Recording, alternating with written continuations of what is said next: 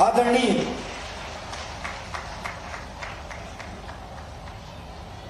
Doctor Mohan Yadav ji मंचासीन हो रहे हैं। मैं चाहूंगा एक बार जोरदार करतल ध्वनि से चित्रकूट की ओर से, सतना जिले की ओर से माननीय मुख्यमंत्री का स्वागत, वंदन और अभिनंदन करने का कष्ट करें।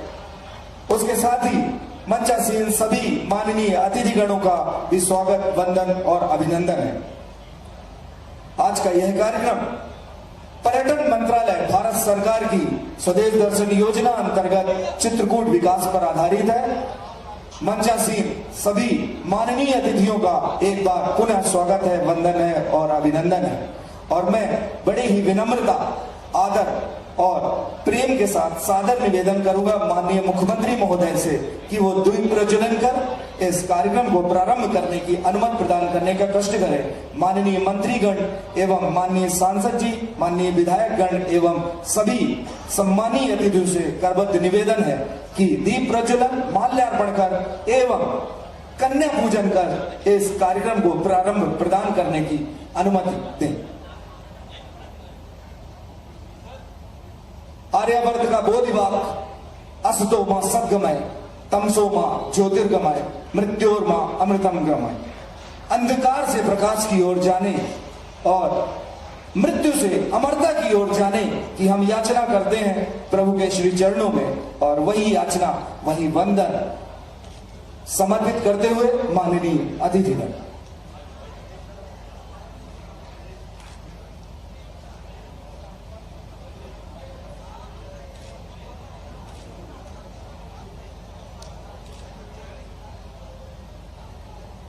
और इसके पश्चात मैं सादर निवेदन करूंगा कि कन्या पूजन कर मध्य प्रदेश की विशिष्ट परंपरा कि हम कोई भी कार्य प्रारंभ करते हैं तो कन्या पूजन से करते हैं। उस परंपरा का पालन करने के लिए, उसको गति प्रदान करने के लिए मैं एक बार पुनः सभी माननीय अतिथियों से सादर निवेदन करूंगा कि कन्या पूजन करने का कष्ट करें।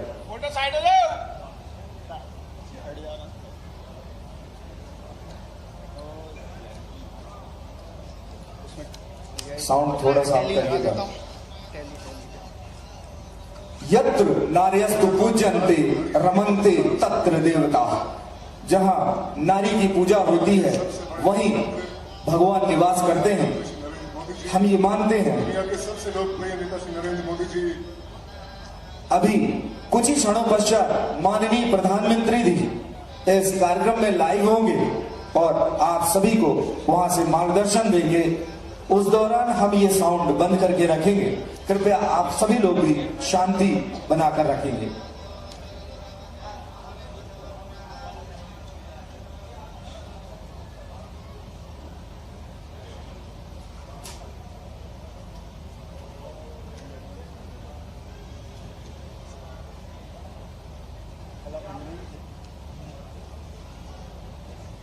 स्टेडियम में इस तरक्की को दर्शाने वाले मुख्तलिफ स्टॉल्स लगे हुए हैं और माननीय प्रधानमंत्री जी खुद इन स्टॉल्स पर मुख्तलिफ शोबों के अचीवर्स के साथ बात कर रहे हैं। मोबाइल भैया, अचीवर्स का ताल्लुक एग्रीकल्चर। आज के इस कार्यक्रम में पधारे प्रदेश के लाडली, यशस्वी और युवा माननीय मुख्यमंत्री के स्वागत के लिए मैं सबसे पहले निवेदन करूंगा श्रीमती प्रतिमा बागरी जी से, राज्य मंत्री नगरीय विकास एवं आवास मध्य प्रदेश शासन, किया पुष्प गुच्छ देकर माननीय मुख्यमंत्री महोदय को स्वागत प्रदान करने का कष्ट करें।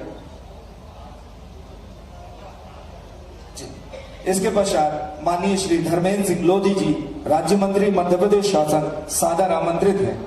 इसके पश्चात माननीय श्री लखन पटेल जी, राज्य मंत्री, सादर आमंत्रित हैं। इसके पश्चात माननीय श्री गणेश सिंह जी, सांसद सतना, सादर आमंत्रित हैं। चित्रकूट के विधायक आदरणीय श्री सुरेंद्र सिंह गहरवार जी, सादर आमंत्रित हैं। सतना जिला पंचायत के माननीय अध्यक्ष श्री राम खिलावन कोल जी, सादर आमंत्रित हैं।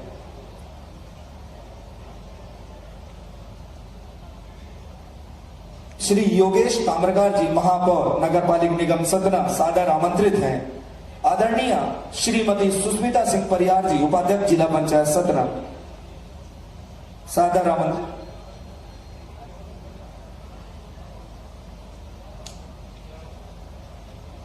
आदरणीय प्रभात झा जी सादर आमंत्रित हैं माननीय मुख्यमंत्री जी का स्वागत करने के लिए। आदरणीय सतीश कुमार शर्मा जी जिलाध्यक्ष सतना सादर आमंत्रित हैं। आदरणीय अभय महाजन जी सादर आमंत्रित हैं माननीय मुख्यमंत्री जी का स्वागत करने के लिए। आदरणीय श्रीमती उषा चौधरी जी पूर्व विधायक रगांव सादर आमंत्रित हैं। आदरणीय श्री राम खिलावन पटेल जी पूर्व मंत्री मध्य प्रदेश शासन सादर आमंत्रित हैं। मैं आमंत्रित करूंगा आदरणीय श्री चंद्रकुमार त्रिपाठी जी को प्रदेश कार्य समिति सदस्य।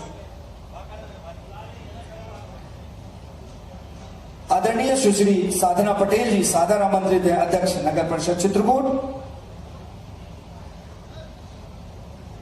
श्री आशीष शर्मा जी उपाध्यक्ष नगर परिषद चित्रकूट सादर आमंत्रित हैं। श्रीमती रेणुका जायसवाल जी अध्यक्ष जनपद पंचायत मझगमा सादर आमंत्रित हैं। डॉक्टर भरत मिश्रा जी कुलपति ग्रामोदय विश्वविद्यालय चित्रकूट सादर आमंत्रित हैं माननीय मुख्यमंत्री महोदय का स्वागत करने के। माननीय श्री शंकर दयाल त्रिपाठी जी पूर्व प्रत्याशी चित्रकूट विधानसभा सादर आमंत्रित हैं।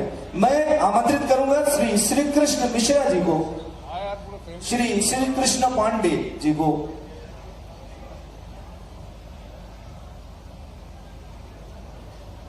आमंत्रित हैं श्री कृष्ण मिश्रा जी।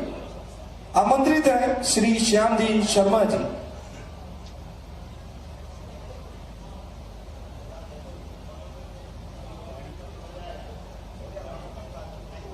इसके पश्चात सभी की ओर से हम सभी लोग तालियां बजाकर माननीय मुख्यमंत्री जी को और सभी हमारे अतिथिगण जो हमारे चित्रकूट में पधारे हैं उनका स्वागत वंदन और अभिनंदन करें।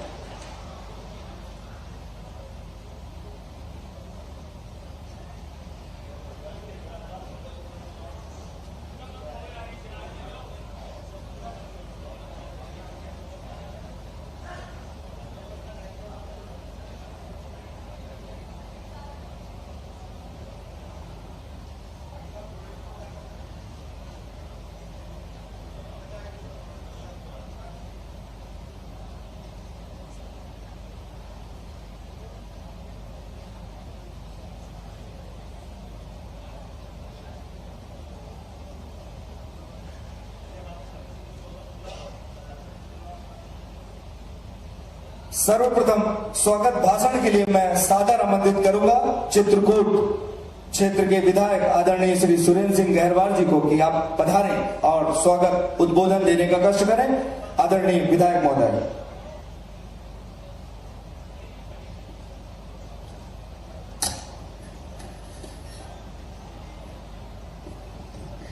भगवान श्री कामतानाथ के इस तपोस्थली पर पधारे, प्रथम बार पधारे हमारे मध्य प्रदेश के यशस्वी और हम सबके साथी मित्र और नेता, लाडले नेता यशस्वी मुख्यमंत्री आदरणीय डॉक्टर मोहन यादव जी, हमारे मंत्री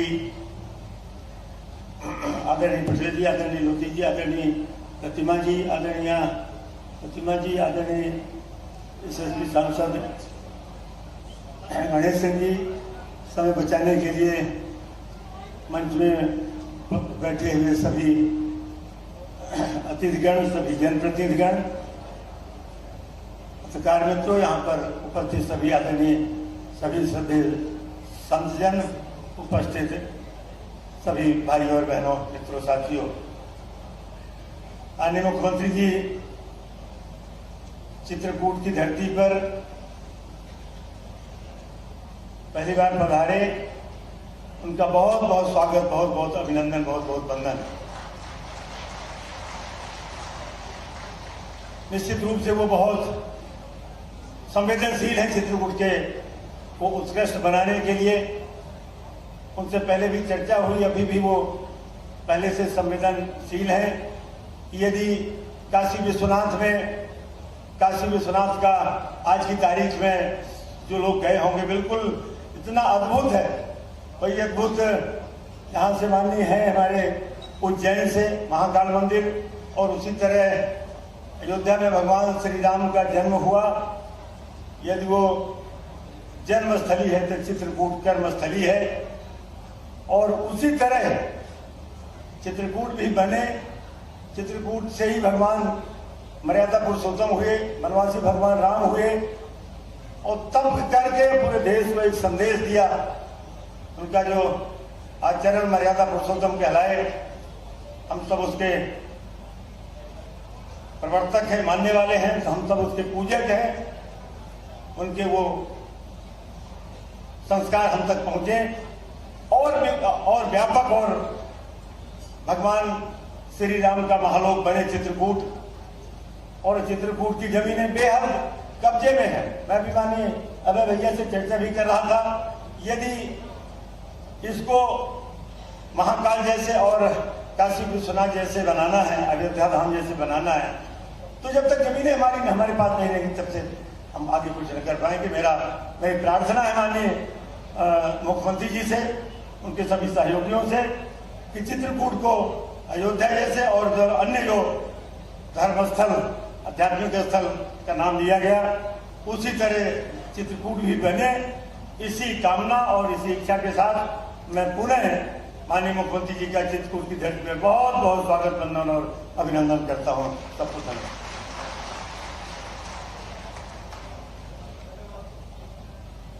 हेलो, धन्यवाद माननीय विधायक महोदय। और इसके पश्चात मैं सीधे आमंत्रित करूंगा सतना संसदीय क्षेत्र के यशस्वी सांसद आदरणीय श्री गणेश सिंह जी। भारत माता की, श्यावर रामचंद्र भगवान की। इतनी धीमी आवाज में कैसे काम चलेगा? जय जय सिया राम, जय जय सिया राम।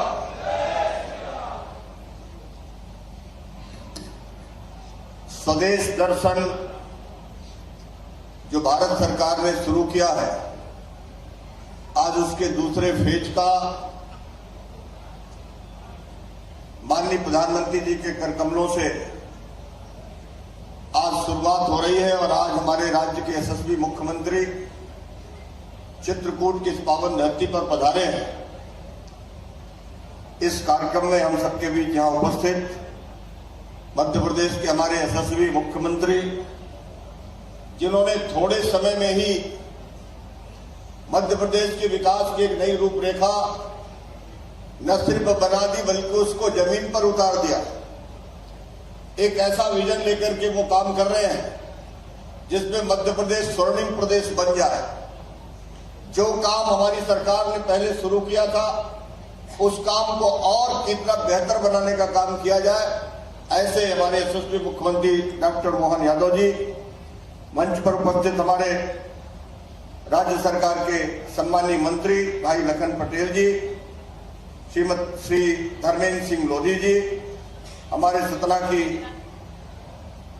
मंत्री आदरणीय श्रीमती प्रतिमा बागरी जी, हम सबके वरिष्ठ नेता मंच पर विराजमान आदरणीय प्रभात झा जी, चित्रकूट क्षेत्र के विधायक आदरणीय सुरेंद्र सिंह गहरवार जी, भारतीय जनता पार्टी के हमारे जिलाध्यक्ष सतीश शर्मा जी, दीनदयाल सोच संस्थान के संगठन महासचिव आदरणीय श्री अभय महाजन जी, माननीय प्रधानमंत्री जी आ गए हैं। बहुत बहुत स्वागत। सब लोग तालियां बजाकर एक बार स्वागत कर दीजिए। हमारी खुशनसीबी है, हमारा सौभाग्य है कि आज कई बरस के बाद माननीय प्रधानमंत्री स्वयं पधारे हैं।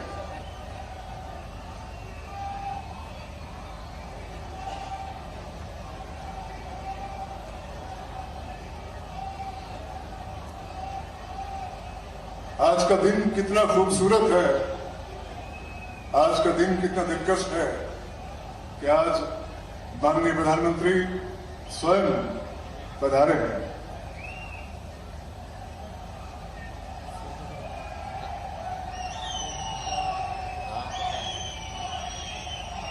और कश्मीर के लोगों के दिलों में जो मोहब्बत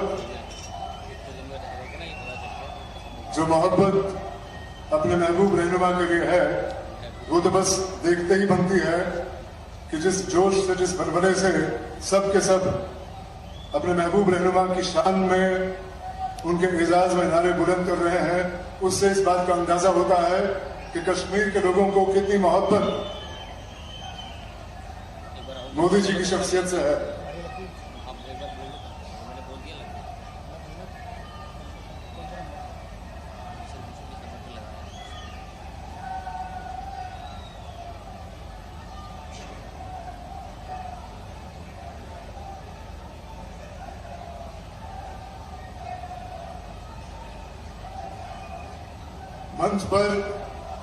मंच पर माननीय प्रधानमंत्री के साथ आसीन हैं केंद्रीय राज्य मंत्री डॉक्टर जितेंद्र सिंह साहब, जम्मू कश्मीर के उपराज्यपाल श्री मनोज सिन्हा साहब, राज्यसभा के सदस्य गुलाम अली खटाना साहब, और मैं इस बात को दोहराना चाहूंगा और दोहराने में फख्र महसूस करता हूं कि आज का दिन यकीनन कश्मीर के लोगों के लिए बहार बन के आया है। कश्मीर में बहार का मौसम बस आने ही वाला है, लेकिन उससे पहले मोदी जी के रूप में बहार जो कश्मीर में आई है वो यकीनन लाजवाब है।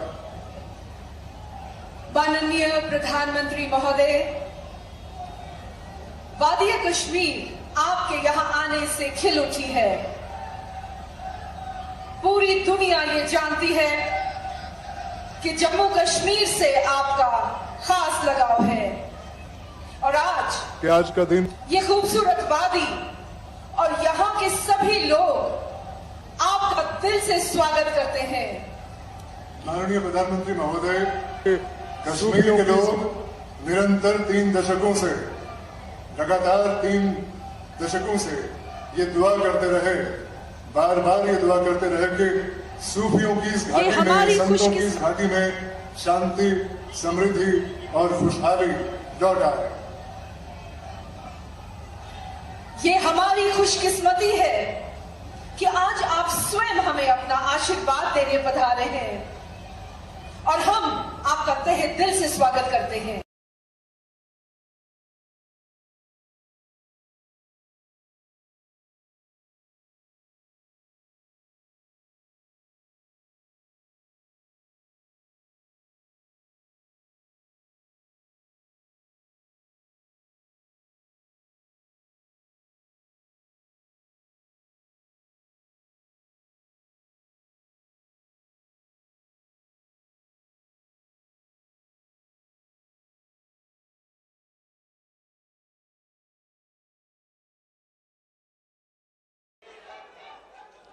मेरी विनती है जम्मू कश्मीर के उपराज्यपाल श्री मनोज सिन्हा साहब से कि वो माननीय प्रधानमंत्री जी को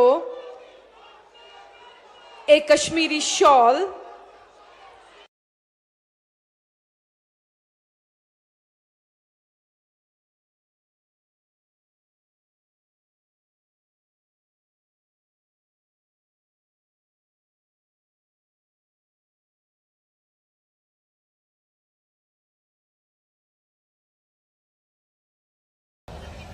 एक छोटा सा नजराना है अपने महबूब रहनुमा के लिए। और अब मेरा निवेदन है उपराज्यपाल महोदय से कि वो विधिवत रूप से माननीय प्रधानमंत्री श्री नरेंद्र मोदी जी का स्वागत करें।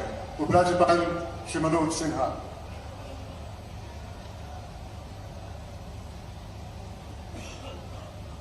कल्याणकारी कार्य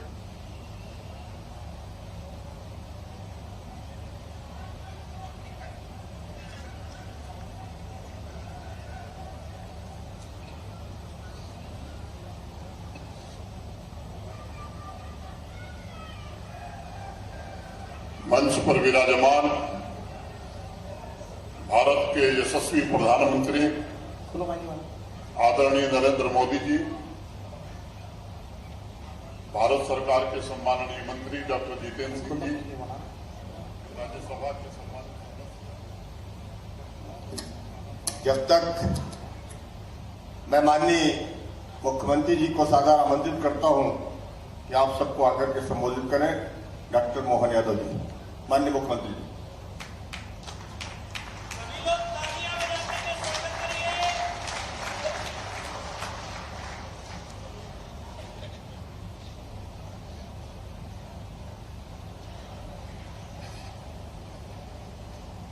मेरे साथ सभी बोलेंगे, चित्रकूट की धरती है और जय जय श्री राम नहीं बोला तो आनंद नहीं आएगा। जय जय श्री राम, जय जय श्री राम। मंच पर विराजमान मध्य प्रदेश सरकार के मंत्री माननीय धर्मेंद्र जी लोधी, संस्कृति पर्यटन मंत्री, क्योंकि इनका खास विभाग है आज यहाँ, और कल ही जिनके साथ हमने पशुपालन विभाग की बहुत सफलता के साथ मीटिंग की, कई अच्छे निर्णय किए। ऐसे हमारे लखन पटेल जी, जोरदार अभिनंदन करें लखन जी का भी, धर्मेंद्र जी का, आपकी बेटी, यहाँ की बहू और मंत्री हमारी प्रतिभा बागरी जी के लिए जोरदार अभिनंदन करें, जिनके विभाग के कई निर्माण कार्य आज यहाँ लोकार्पित भूमि पूजन हो रहे हैं। इसी मंच पर मौजूद हमारे लोकप्रिय सांसद माननीय गणेश सिंह जी, जोरदार अभिनंदन करें गणेश सिंह जी का भी। इस अवसर पर हमारे सबके वरिष्ठ नेता, पूर्व कई बड़े बड़े दायित्व का निर्वहन कर चुके हैं, राज्यसभा के सांसद, भाजपा के अध्यक्ष, कई जवाबदारियां, ऐसे माननीय प्रभात जी भाई साहब का अभिनंदन करें, जोरदार अभिनंदन करें तालियां बजा करके। हमारे सुरेंद्र सिंह गहरवार, आपके माननीय विधायक जी का जोरदार अभिनंदन करें, माननीय सुरेंद्र सिंह जी गहरवार। मेरे अभिन्न मित्र विद्यार्थी परिषद के समय के साथी, विद्यार्थी परिषद लंबे समय तक काम किया और आपके गांव गांव में, क्षेत्र क्षेत्र में अपने लिए एक विशेष पहचान रखने वाले दीनदयाल शोध संस्थान के सचिव माननीय अभय जी के लिए जोरदार अभिनंदन करें, अभय महाजन जी के। इस अवसर पर हमारे अपने कुलपति प्रोफेसर भरत मिश्रा जी, जोरदार अभिनंदन करें भरत जी का भी। अब मेरे संकट ये कि मैं नाम बोलूं कि अपना भाषण पूरा करूं, क्योंकि कब प्रधानमंत्री जी खड़े हो जाए समय कम पड़ जाएगा। जोरदार अभिनंदन कर दो पूरे मंच के लिए एक बार। सभी को प्रणाम करता हूं, सबका एक तरह से अभिनंदन करते हुए अपनी बात प्रारंभ करता हूं। ये कितना सुखद संयोग है जहां हम बात करने के लिए खड़े हैं।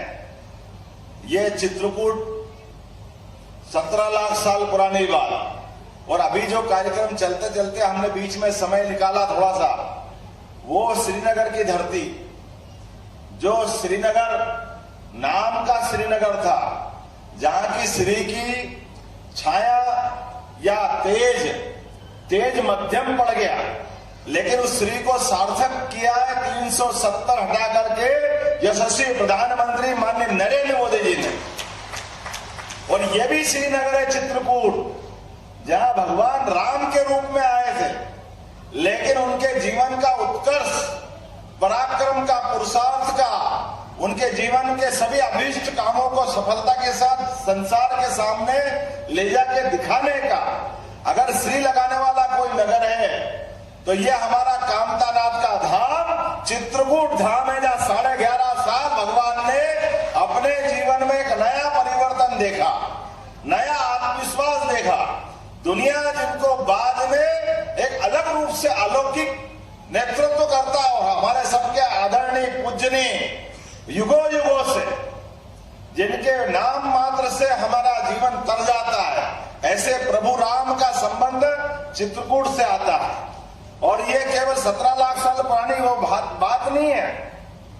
यही तो कारण है कि भगवान राम जी ऐसे बसे चित्रकूट में कि हम सब आज भी सनातन धर्म वाले कहते हैं, चित्रकूट के घाट पर भई संतन की भीड़, तुलसीदास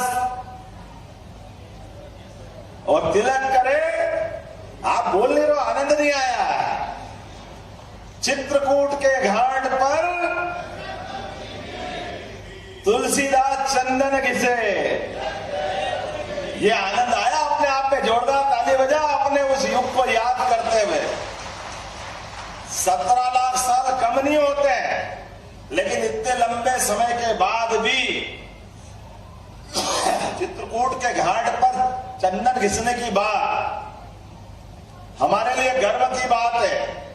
तुलसीदास जी ने जब बोला, वो काल हमारा नहीं था, वो काल भी मुगल सत्ता का काल था, लेकिन मुगल सत्ता के काल में हमारी सनातन संस्कृति ना पहले झुकी ना तब झुकी, और अब तो समय नरेंद्र मोदी जी का, इसका आनंद ही क्या छोर है। बोला अयोध्या वाले अयोध्यापति प्रभु रामचंद्र जी महाराज की। अब बदलते दौर में, बदलते समय में सांस्कृतिक अनुष्ठान का पर्व चल रहा है। ऐसे बदलते समय में अगर हम यह बात कर रहे हैं भगवान राम के इस देवस्थान को, हमने तो सरकार बनने के बाद ही निर्णय किया है कि हाँ, हमको हमारी सनातन संस्कृति पे गर्व है। हाँ, हम भगवान राम और कृष्ण को मानने वाले हैं। हाँ, हम इनके मामले में कोई कॉम्प्रोमाइज नहीं करेंगे। हमने कहा है कि जहां जहां मध्य प्रदेश की धरती पर भगवान श्री राम, भगवान कृष्ण के चरण पड़े, प्रत्येक स्थान को तीर्थ बनाकर छोड़ेंगे, प्रत्येक स्थान को आदर्श रूप में विकसित करेंगे। जिनको जो समझना समझे, जिनको जो कहना कहे, लेकिन भगवान राम और कृष्ण को अगर अपनी संस्कृति से हटा दे, यह संभव हो सकता है क्या? कभी कोई सोच सकता है क्या? अरे आज तो नरेंद्र मोदी जी का जमाना, अयोध्या से लेकर के अरब तक। अरब कहां है सब जानते हैं। मैं 20 साल पहले दुबई में था। अरब वो स्थान है जहां दुबई में हमारे शंकराचार्य जी अमेरिका जाने के लिए कुछ देर रुके। अब शंकराचार्य जी के वस्त्र, त्रिपुंड, रुद्राक्ष की माला, अब ये हमारे चिन्ह अगर शंकराचार्य जी धारण नहीं करेंगे तो क्या होगा? लेकिन ये वो धरती थी अरब की, उनको नीचे नहीं उतरने दिया धरती पे, अरब पे।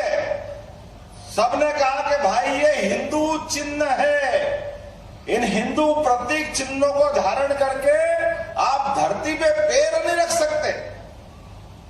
और वो दौर ऐसा था जब कांग्रेस की सरकार थी, हमारे शंकराचार्य का अपमान हुआ, और केवल शंकराचार्य का नहीं, समूचे हिंदू संस्कृति का अपमान हुआ।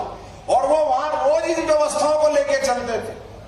हमारे यशस्वी प्रधानमंत्री गए, मुझे इस बात की प्रसन्नता है, उन्होंने अपने ढंग से अपनी शासन व्यवस्था को चलाते चलाते पूरे दुनिया में भारत का क्या मान बढ़ाया, क्या सम्मान बढ़ाया। और भारत का नहीं बढ़ाया, 142 करोड़ देशवासियों का सम्मान बढ़ाया। और वहां के शेख से कहा कि क्या भैया, हमारे लोग अगर यहाँ अपने जीवन यापन करते हैं, वो अपने देवता की आराधना नहीं कर सकते, वो पूजा नहीं कर सकते। ये नरेंद्र मोदी जी का 56 इंच वाला शरीर है, उनका सीना है। वहां के शेख ने कहा कि जितनी चाहो जमीन लो, मंदिर बनाओ धूमधाम से, ये सौभाग्य हमको मिला है। तो ये सनातन संस्कृति की जय जयकार करने वाली भारतीय जनता पार्टी की सरकार के माध्यम से मिला। मुझे इस बात की प्रसन्नता है। ये तो तुलना ही नहीं कर सकते हम। 1000 साल के इतिहास की अलौकिक घटना, 500 साल का संघर्ष का परिणाम अयोध्या जी का। और ये जो समय चल रहा है, ये समय वही आया है जिस स्वामी विवेकानंद ने जो कहा था 21वीं शताब्दी भारत की होगी। और हम और आप सब मिलकर के आज जिस स्थान में खड़े होकर के बात कर रहे हैं, लगभग बहुत बड़े निर्माण कार्यों का यहाँ लोकार्पण, भूमि पूजन हमने किया है। इसी आधार पर भविष्य के अंदर लगभग 27 करोड़ की लागत से चित्रकूट के भरत घाट, विश्राम घाट और राघव प्रयाग घाट का विकास और कायाकल्प किया जाएगा। अपनी सरकार ने अभियान भूमि पूजन किया है। ये घाट नदी घाटी संस्कृति हजारों हजार साल से भारतीय संस्कृति के नाते से जानी जाती।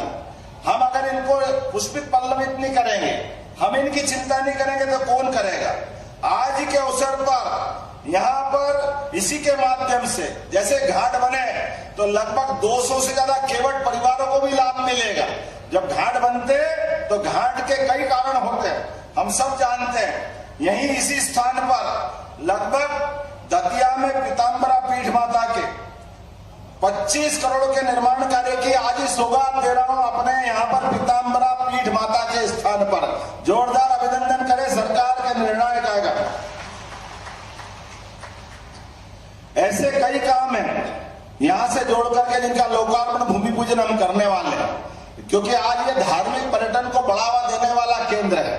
और जैसे हमने जानते हैं कि आमतौर पर कश्मीर की जब बात करते थे तो कश्मीर को केवल अलग ढंग से देखते थे।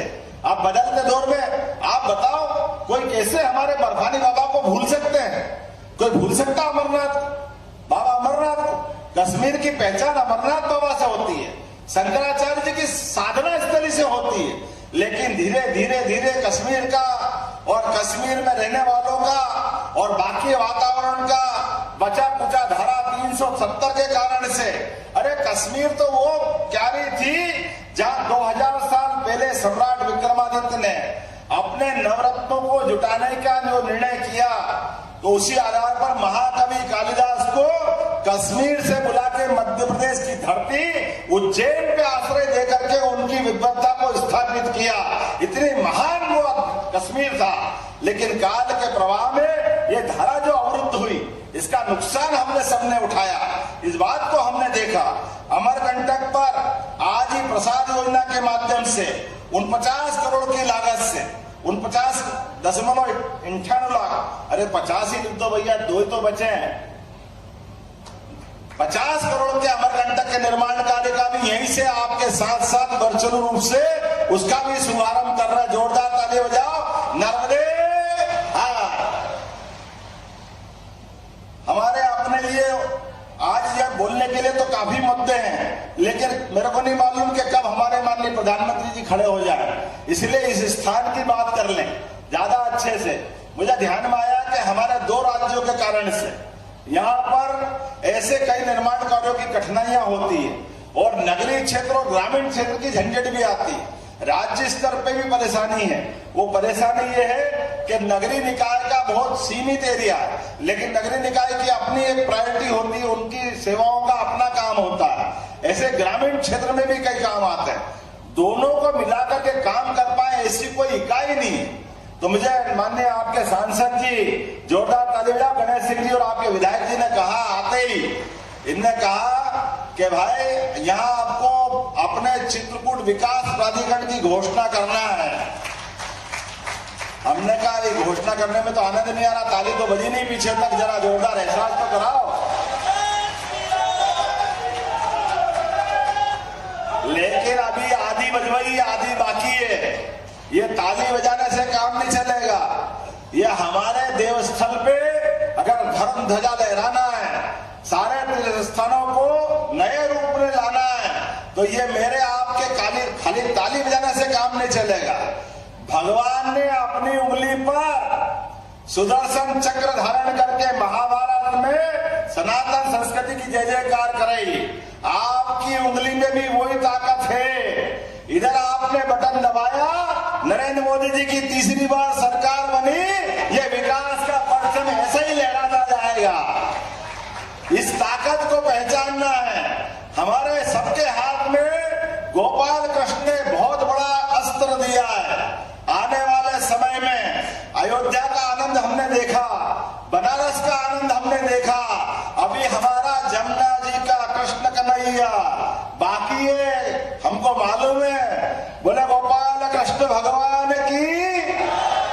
तमाम कानूनी पहलुओं को ध्यान में रखते हुए भी हमारी सरकार सनातन संस्कृति की वो ध्वजा भी लहराएगी कि हमारे भगवान कृष्ण के उस धाम को भी हम सब दुनिया के सामने एक अलग रूप में लाने के लिए, हमारी बात को पहुंचाने के लिए सब लालायित हैं। सभी प्रकार की व्यवस्थाओं को सुव्यवस्था में बदलते हुए, सरकार को सुशासन के रूप में चलाते हुए, डबल इंजन सरकार के लिए दिल्ली में वापस नरेंद्र मोदी जी की सरकार आना चाहिए कि नहीं आना चाहिए?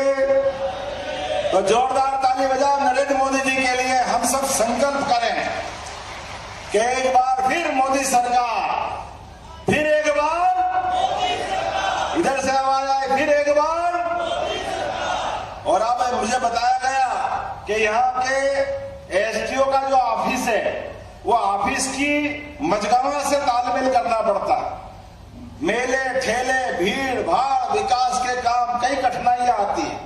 तो यहाँ सेल्फ एक अनुविभागीय अधिकारी यहाँ बैठना चाहिए। तो मैं यही से घोषणा करता हूँ, निश्चित रूप से एक अलग से अनुविभागीय अधिकारी यहाँ बैठेगा। सरकार इस निर्णय को मान करने को तैयार है। आने वाले समय में यहाँ का अलग से एसडीएम कार्यालय होगा।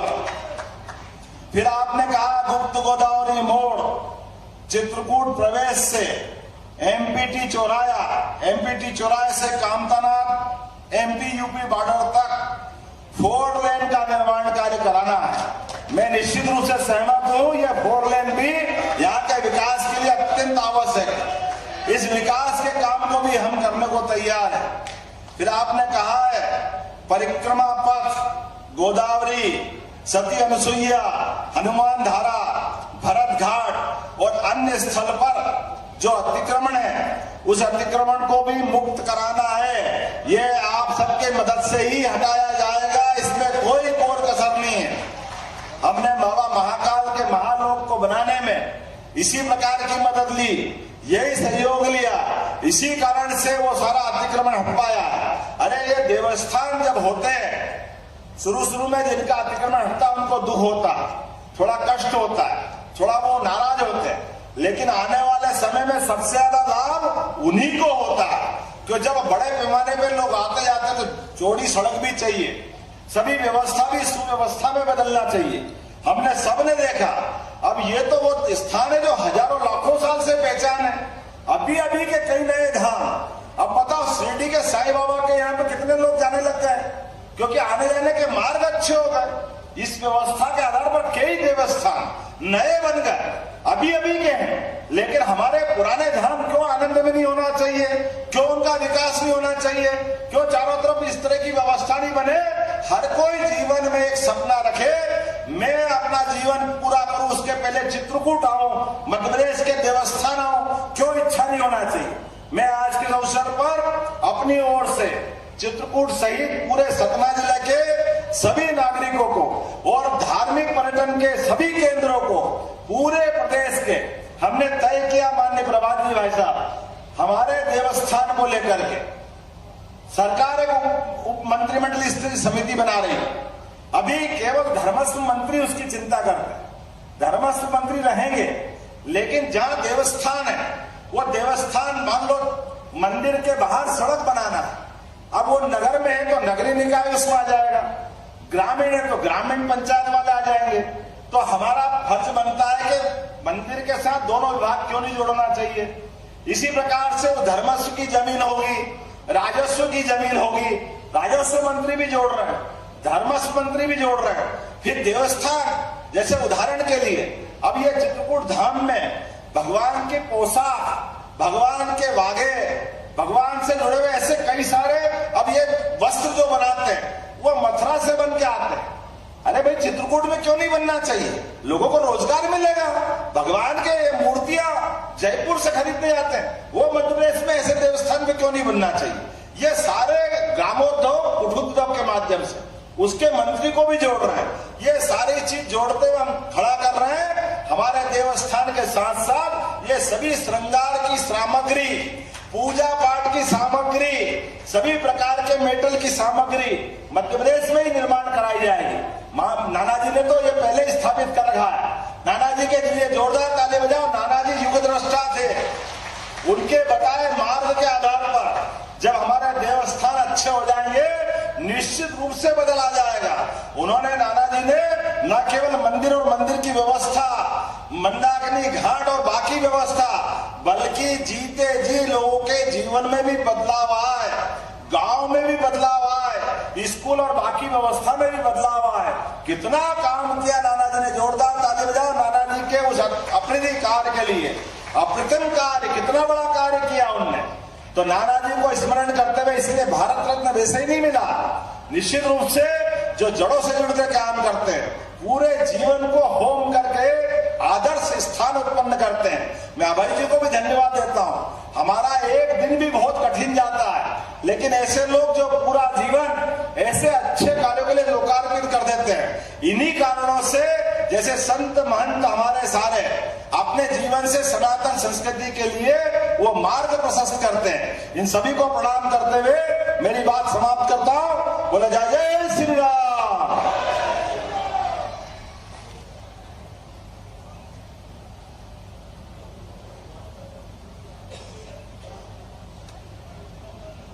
मिनिस्ट्री ने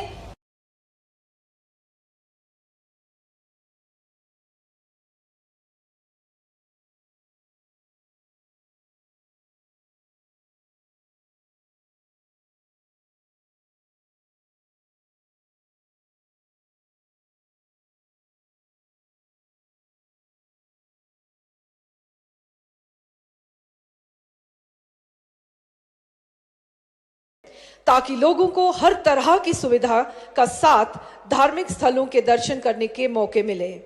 इस सिलसिले में आज माननीय प्रधानमंत्री जी कुछ लम्हों के बाद 53 ऐसे प्रोजेक्टों का लोकार्पण करेंगे।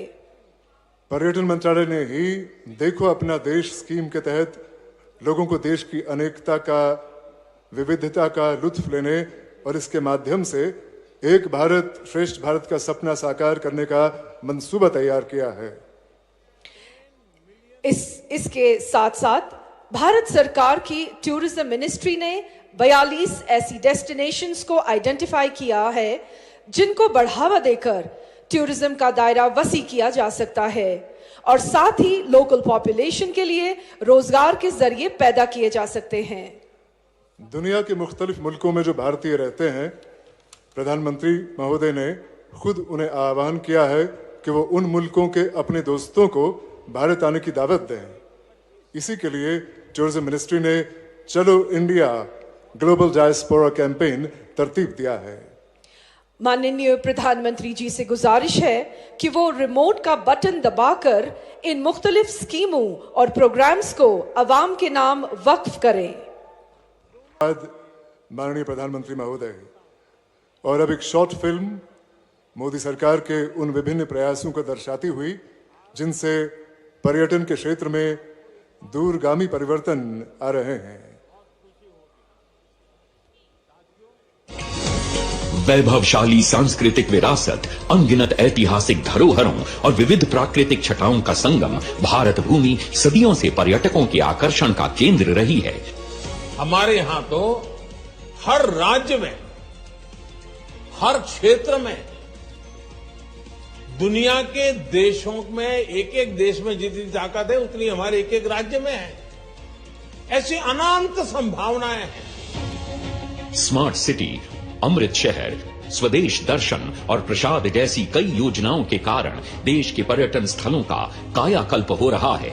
सरकार ने कनेक्टिविटी और सुगम यातायात पर विशेष बल दिया और रेलों तथा राष्ट्रीय राजमार्गों के विस्तार के साथ साथ नए एयरपोर्ट्स का निर्माण हुआ।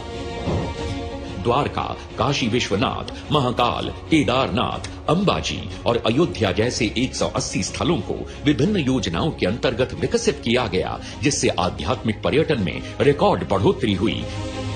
पर्यटन व्यवसाय से जुड़े लोगों के लिए कौशल विकास कार्यक्रम, होटल उद्योग, होम स्टे में बढ़ोतरी तथा वाइब्रेंट विलेज प्रोग्राम के अंतर्गत देश के पहले सीमावर्ती गांवों में पर्यटन को बढ़ाने के लिए कौशल विकास और रोजगार के जरिए समग्र विकास और आत्मनिर्भरता की नई राहों का निर्माण हो रहा है। युवाओं की भागीदारी सुनिश्चित करने के लिए 35,000 युवा टूरिज्म क्लब बनाए गए हैं।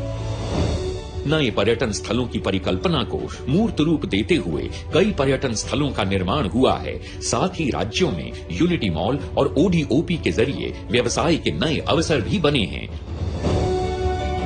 भारत की G20 की अध्यक्षता के दौरान देश के 60 शहरों को केंद्र में रखा गया था, जिन्हें अब कॉन्फ्रेंस और इवेंट टूरिज्म के लिए विकसित किया जा रहा है। यशस्वी प्रधानमंत्री श्री नरेंद्र मोदी द्वारा 2047 तक विकसित भारत के संकल्प को पूरा करने के लिए भारत सरकार पर्यटन क्षेत्र में मिशन मोड में काम कर रही है। इसे नई ऊंचाई देते हुए 1430 करोड़ रुपए से अधिक की पर्यटन परियोजनाओं का शुभारंभ किया जा रहा है।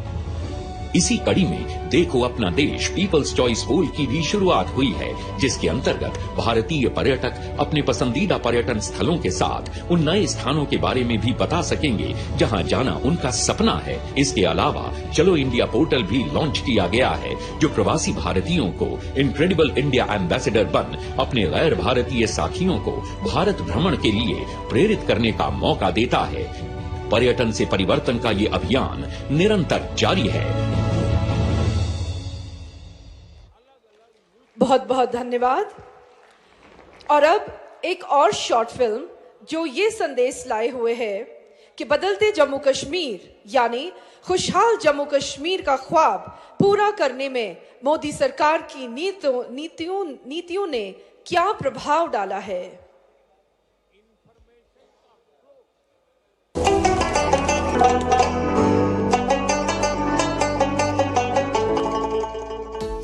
भारत का सिरमौर कहे जाने वाले जम्मू कश्मीर में आदरणीय प्रधानमंत्री श्री नरेंद्र मोदी जी की सरपरस्ती में अभूतपूर्व गति से हो रहा परिवर्तन और विकास पूरे देश के लिए एक मिसाल है। जम्मू कश्मीर के इतिहास में ये पहली बार हुआ जब कोई सरकार उनके दरवाजे पर आई है। हम विकसित जम्मू कश्मीर बना करके ही रहेंगे। प्रधानमंत्री जी के विकसित भारत के संकल्प एवं नारी, युवा, किसान और गरीब आदि सभी वर्गों के उत्थान की प्रतिबद्धता से जम्मू कश्मीर में सर्वांगीण और सर्वस्पर्शी विकास हो रहा है।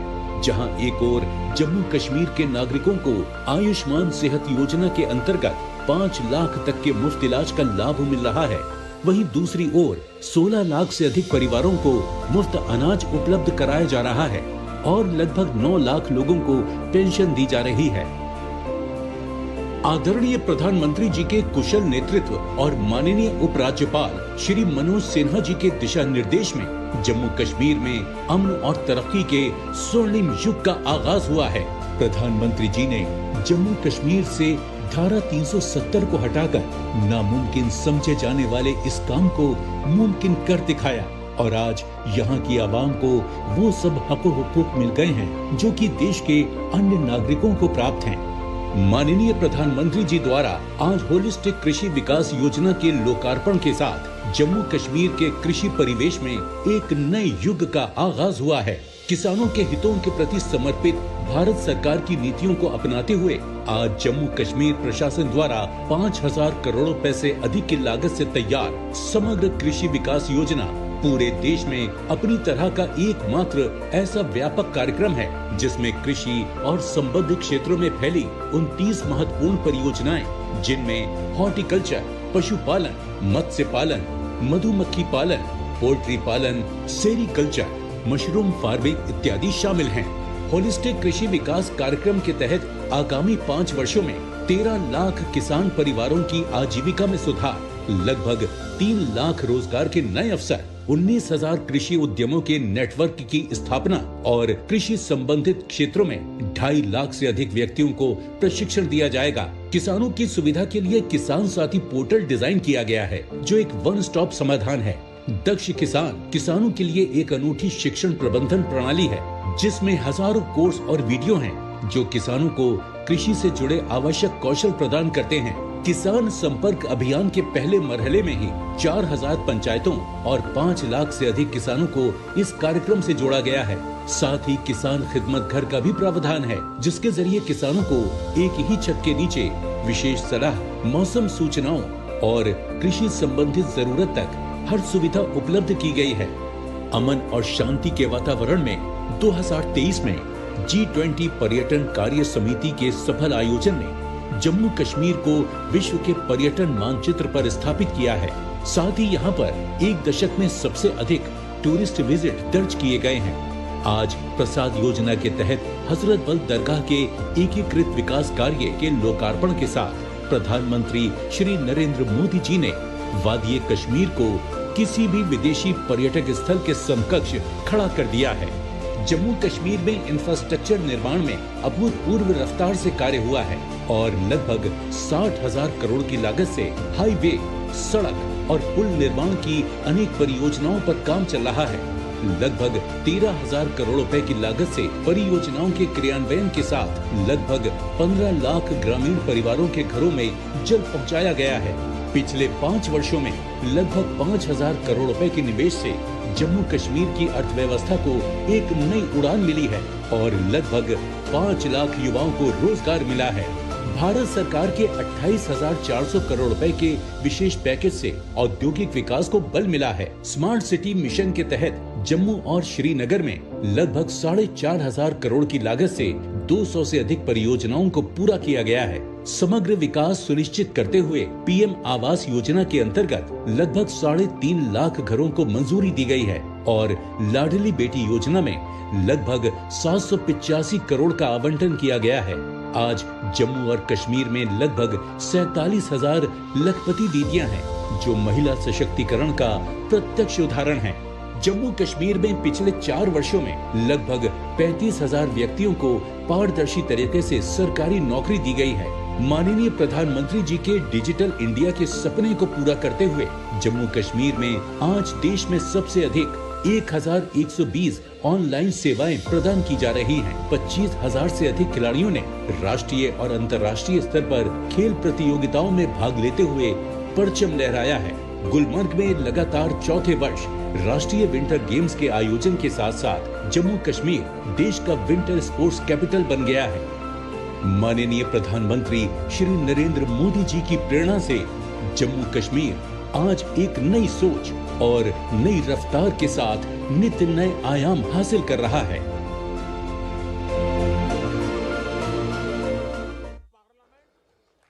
बदलता जम्मू कश्मीर, खुशहाल जम्मू कश्मीर, हमारे महबूब रहनुमा मोदी जी का सपना, ख्वाब, जिसको पूरा करने के लिए हम सब जम्मू कश्मीर के लाखों आवाम वचनबद्ध हैं, प्रतिबद्ध हैं। जम्मू कश्मीर में शांति बहाल करने के लिए जम्मू कश्मीर पुलिस और अन्य सिक्योरिटी फोर्सेस ने जो कुर्बानियां दी हैं, उनके बारे में पढ़ के, उनके बारे में जान के हमारा सर गर्व से ऊंचा होता है। आज जम्मू कश्मीर के लाखों लोगों को जो चैन की जिंदगी मैसर हुई है, जो शांति की जिंदगी मैसर हुई है, वह ऐसी ही कुर्बानियों का नतीजा है। आज इस समारोह में माननीय प्रधानमंत्री शहीदों के परिवारजनों को अपने हाथों से नियुक्ति पत्र देंगे। सबसे पहले राबिया मुस्तफा से गुजारिश है कि वो मंच पर आके माननीय प्रधानमंत्री जी से अपना नियुक्ति पत्र हासिल करें। राबिया मुस्तफा के शौहर कांस्टेबल सैफुल्लाह कादरी साल 2022 में मलिक साहब सौरा के इलाके में हुए मिलिटेंट हमले में शहीद हुए थे। यहाँ ये बताना जरूरी है कि कांस्टेबल सैफुल्लाह कादरी को 2023 में शौर्य चक्र से नवाजा गया। और अब मेरी गुजारिश है रियाज अहमद डार से कि वो माननीय प्रधानमंत्री जी से अपना नियुक्ति पत्र हासिल करने के लिए मंच पे आ जाएं। रियाज अहमद डार के भाई एसपीओ जावेद अहमद डार 2022 में पुलवामा जिले के पिंगलना इलाके में हुए मिलिटेंट हमले में शहीद हुए।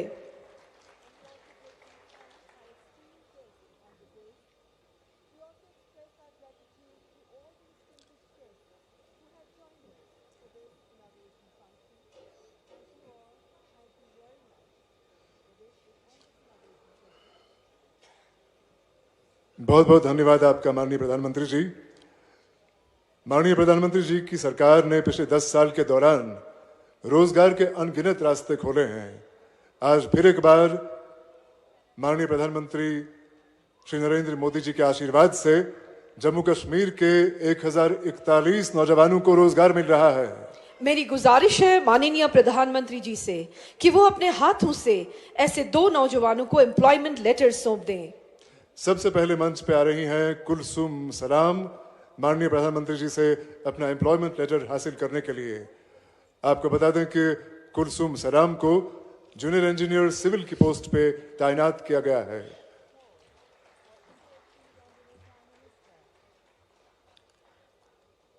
और अब मंच पर आएंगे अरुण भगत अपना एम्प्लॉयमेंट लेटर माननीय प्रधानमंत्री जी से हासिल करने के लिए।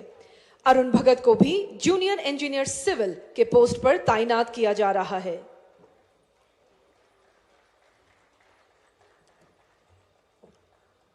बहुत बहुत धन्यवाद प्रधानमंत्री महोदय, बहुत बहुत धन्यवाद आपका। अब हम चलते हैं अगले पड़ाव की ओर। खुशहाल जम्मू कश्मीर, अमन और तरक्की की नई तस्वीर। जैसा कि आप जानते हैं, जम्मू कश्मीर सरकार ने पिछले चंद बरसों के दौरान कई ऐसे कदम उठाए हैं जिनसे लोगों की जिंदगी का मेयार ऊंचा हुआ है और वो बेहतरी और खूबसूरती की नई राहों से परिचित हुए हैं। भारत सरकार ने जम्मू कश्मीर में पॉजिटिव चेंजेस लाने के लिए एक साजगार माहौल पैदा किया है, जिससे हौसला पाकर जम्मू कश्मीर के लोगों को अपनी योग्यताएं पहचानने और साबित करने के मौके मिल रहे हैं। कामयाबी के झंडे गाड़ने वाले ऐसे ही आइकॉन्स में से कुछ हमारे साथ मौजूद हैं और माननीय प्रधानमंत्री जी उनके सफर के बारे में उनसे जानने की इच्छा रखते हैं। आपको बता दें कि माननीय प्रधानमंत्री के आशीर्वाद से संभव इस समारोह में यहां मौजूद लोगों के अलावा जम्मू कश्मीर के 285 ब्लॉक्स और 80 अर्बन लोकल बॉडीज से लगभग 1,20,000 लोग मौजूद हैं। सबसे पहले हमारे साथ जुड़ रहे हैं जनूबी कश्मीर के पुलवामा जिले के नाजिम नजीर। नाजिम नजीर अभी यहाँ बजाते खुद स्टेडियम में मौजूद हैं। नाजिम नजीर का ताल्लुक पुलवामा जिले के सांबूरा गांव से है।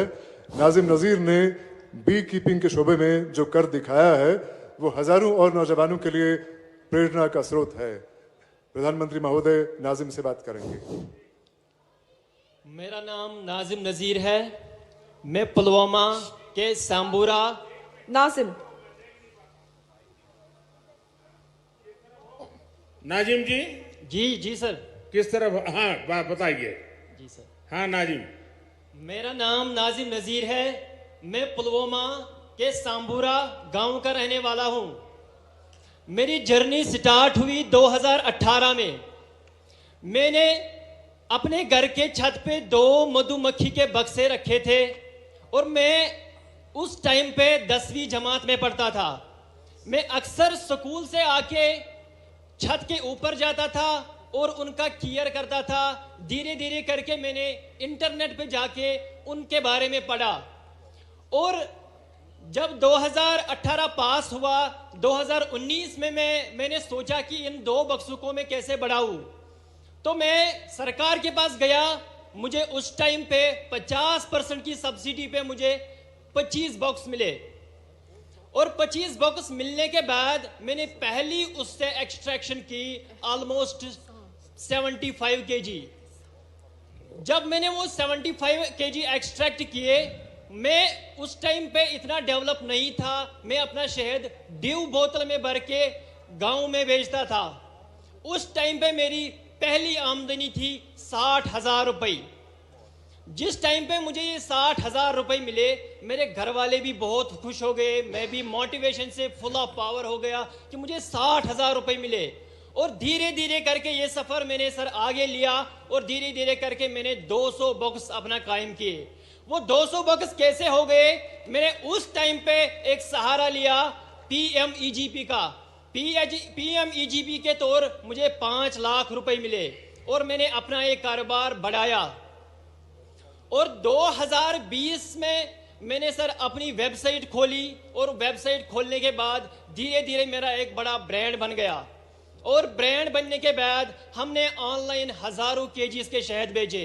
मेरी वेबसाइट पे 2023 में 5,000 केजी शहद बिके हैं। और धीरे धीरे करके ये सफर आगे बढ़ा सर। मैंने 2000 मधुमक्खी के बक्से बना लिए और मेरे साथ मैंने अकेला ही काम नहीं किया। मैंने सोचा खुद ही मैं अपना बेनिफिट नहीं लूंगा, मैं और को बढ़ावा दूंगा, अपनी यूथ को इसके साथ जोड़ूंगा। धीरे धीरे करके मेरे साथ लगभग 100 बंदे सर जुड़ गए जो ये मधुमक्खी का काम करते हैं। 100 जोड़ने के बाद धीरे धीरे मैं सर आगे बढ़ा और 2023 में मुझे सर FPO मिला। और FPO के मिलने के बाद अब हमारे पास सर कोई टेंशन ही नहीं। अब तो हम FPO के थ्रू मार्केटिंग लिंकेजेस, एक स्टॉल लगाने पर सर हमें एक स्टॉल में हमने 1 लाख रुपए कमाया। और वो भी सर डिजिटली। हमें दिक्कत होती थी पहले जब एग्जीबिशंस में जाते थे, 1 लाख रुपए जेब में कैसे घूमते थे सर, क्योंकि आज हमारा UPI सिस्टम है। आजकल हमारी 98% पेमेंट डिजिटली हो रही है। तो डिजिटली ट्रांसफॉर्म होने के बाद सर उसके साथ हम भी आगे बढ़े, देश के साथ हम भी सर आगे बढ़े। Thanks sir. नाजिम जी, जब पढ़ाई करते थे तब क्या सपना था? सर जिस टाइम पे मैं 10वीं जमात में था तो मेरा सपना, पहले घर वाले मुझे बोलते थे आप डॉक्टर बनो, आप इंजीनियर बनो। तो मैंने घर वालों का मैं नहीं सुनता था। मैंने सोचा सर मैं अपना दिल का सुनूंगा। तो मैं जब 2 बक्सों के पास गया था तो मैंने सोचा नहीं, मुझे डॉक्टर और इंजीनियर में इंटरेस्ट नहीं है, जो मुझे खुद लगे मैं वो करूंगा। और धीरे धीरे के सर करके मैंने अपना मधुमक्खी का काम संभाला। परिवार आपकी क्षमता को जानता था, आप डॉक्टर बन सकते थे, लेकिन आपने वो रास्ता नहीं चुना और आपने एक प्रकार से स्वीट रिवॉल्यूशन, हमने ग्रीन रिवॉल्यूशन सुना है, हमने व्हाइट रिवॉल्यूशन सुना है, आज मेरा कश्मीर नाजिम जैसे युवाओं के कारण स्वीट रिवॉल्यूशन का नेतृत्व कर रहा है। बहुत बहुत बधाई। अच्छा नाजिम जी, आपकी इस पहल में जैसा आपने बनाया, सरकार की योजनाएं रही, लेकिन शुरुआत में शायद सरकार में योजनाओं का लाभ लेने में दिक्कत आई होगी, या सरलता से आपको समझ आया, मिलता गया? सर 2018 की बात अगर मैं करूं तो मैं पुलवामा, बारामूला, गांदरबल, अनंतनाग सब डिस्ट्रिक्ट्स में गया सर, क्योंकि मेरी तड़प थी कि मैं इस मधुमक्खी के काम में काम करूं। मगर कहीं पे मुझे उस टाइम पे सपोर्ट नहीं मिला। मैं एक एक बंदे के पास गया, लास्ट में डिपार्टमेंट ऑफ एग्रीकल्चर के पास गया और उन्होंने मेरा हाथ थाम दिया और सफर आगे बढ़ता रहा। नाजिम जी देखिए, मधुमक्खी का ये व्यवसाय जो बिल्कुल नया क्षेत्र होता है और आप बहुत आसानी से कर सकते हैं, और उसके कारण फसल को भी बहुत फायदा होता है। यानी मधुमक्खी एक प्रकार के आपका फार्म लेबरर के रूप में भी काम करती है। तो आपके मधुमक्खी के इस काम के कारण किसानों को समझ आ रहा है कि आप उनकी भी मदद कर रहे हैं। सर बिल्कुल, जब भी हम आसपास आज मधुमक्खी डाल रहे हैं, हमारे घर वाले बोल रहे हैं आपको जमीन चाहिए हम दे देंगे, आपको कोई सपोर्ट चाहिए हम दे देंगे। आपका ही फायदा नहीं जा रहा है बल्कि हमारा भी फायदा हो रहा है। इसलिए जब भी हम राजस्थान में जा रहे हैं, हम कोटा में जा रहे हैं सर, हम यूपी में जा रहे हैं, वहां हमें जमीन मुफ्त में दिया जाता है ताकि आप यहाँ पे लगाइए, हमारा फसल भी बढ़ेगा, आपकी आमदनी भी बढ़ेगी। नाजिम जी, आप इतना सारा करते हैं, एक सुझाव मैं देता हूं, और आप ऑनलाइन भी करते हैं। सेंट्रल एशिया में जो हनी होता है, उन देशों में हनी, क्योंकि वहां भी ये हिंदू कुश पर्वत है सारे, वहां भी हिमालय की तरह ही सारी पर्वतमालाएं हैं, वहां की हनी का एक प्रकार अलग है, और मैं मानता हूं कि आप ऑनलाइन उसका स्टडी कीजिए। दूसरा, वे लोग अलग अलग टेस्ट के लिए अलग अलग फूलों के बीच में अपनी मधुमक्खी का पालन करते हैं। उसके कारण जो हनी मिलता है, उसकी स्मेल, उसका टेस्ट उस फ्लावर जैसा मिलता है, तो उनको बहुत बड़ा मार्केट मिलता है। मैं चाहूंगा, भारत में भी बहुत प्रयास हो रहे हैं, उत्तराखंड में भी बहुत सफलतापूर्वक प्रयास हुए हैं, और नाजिम जी आपने भी जरूर ऐसा किया होगा। सर हमारे जो कश्मीर का हनी है, बाकी जो स्टेट्स का, न्यूजीलैंड का, जो अदर कंट्रीज का हनी है, हमारे भारत का हनी इस टाइम पे नंबर 1 है। हमारे कश्मीर का एकेशिया पूरी डिमांड है सारी वर्ल्ड की सर। हमारे एकेशिया सर पहले 400 रुपया केजी था, इस टाइम पे वो 800 रुपए, 1000 रुपए तक पहुंच गया। नाजिम जी, आपसे बात करके बहुत अच्छा लगा। आपने जो पहल की उसमें बहुत स्पष्टता और साहस चाहिए, और आपको स्टूडेंट लाइफ में इतना विजन आपका क्लियर होना, ये अपने आप में बहुत बड़ी बात है। मैं आपके माता पिता को भी प्रणाम करता हूं जिन्होंने आपकी ऐसी परवरिश की, और आपने हर चुनौतियों को चुनौती देते हुए, डट करके सामना करते हुए आप प्रगति कर रहे हैं। आप देश के नौजवानों को दिशा दे रहे हैं, वरना वो इंतजार करके बैठता है मेरे पास कुछ नहीं है। आपने इंतजार नहीं किया, आपने छोटी सी शुरुआत की, और आप आज देश की ताकत बन रहे हैं। मेरी तरफ से नाजिम आपको और आप जैसे युवाओं को मेरी तरफ से बहुत बहुत शुभकामनाएं। Thank you sir. सर एक गुजारिश है मेरी सर, एक बार सर मैंने 2023 में KVIC के डिपार्टमेंट में सर मैंने वहां पे एक सेल्फी ली थी, सेल्फी विथ मोदी जी, मगर आज मुझे जी चाहता है कि सर उस सपने को भी मैं साकार करूं, उसको भी पूरा कर सकूं। चलिए, मैं कोशिश करता हूं, मैं SP जी के लोगों को बोलता हूं, बाद में आपको इस तरफ ले आएंगे, जरूर मैं आपके साथ सेल्फी लूंगा। शुक्रिया sir, thank you sir, thank you. बहुत बहुत शुक्रिया। अब और कौन है? अब हमारी श्रीनगर जिला की एक एंटरप्राइजिंग लड़की से हम आपका तारुफ करा रहे हैं, जिनका नाम है एहतिशाम मजीद भट्ट। एहतिशाम ने अपनी 3 दोस्तों के साथ मिलकर बेकिंग के शोबे में बहुत कामयाबी पाई है। एहतशाम मजीद भट्ट श्रीनगर से। तो आप वर्चुअली हैं? सर वर्चुअली हैं जी हाँ। SKICC में मौजूद हैं सर। बताइए, अपने बारे में बताइए। सर आदाब।